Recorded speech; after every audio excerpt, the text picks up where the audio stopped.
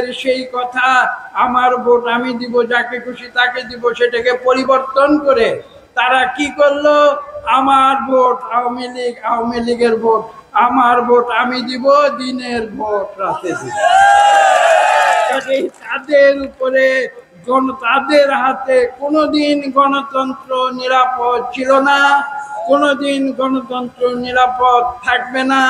যে কারণে আজকে তারা বাধ্য হয়েছে বাংলাদেশের গণতন্ত্রকামী মানুষের কাছ থেকে লজ্জায় মাথা হেট করে তারা পালিয়ে গেছে।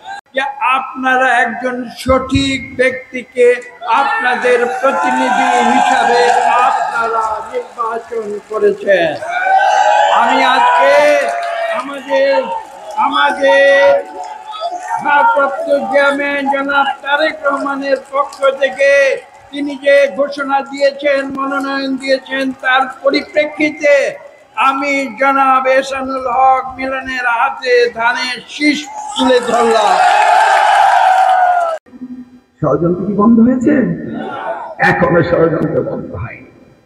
যেই নেতা অধীর আগ্রহে বসেছিলেন যে দেশ মুক্ত হওয়ার পরেই তিনি দেশে আসবেন, আজ পর্যন্ত দেশে আসতে পারেননি।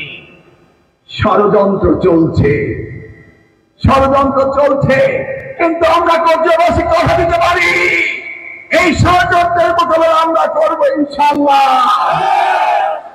নির্বাচনকে ভণ্ডুল করতে চায় আমাদের নেতার সাথে রাজনৈতিক চালাকি করে কোনো লাভ নেই।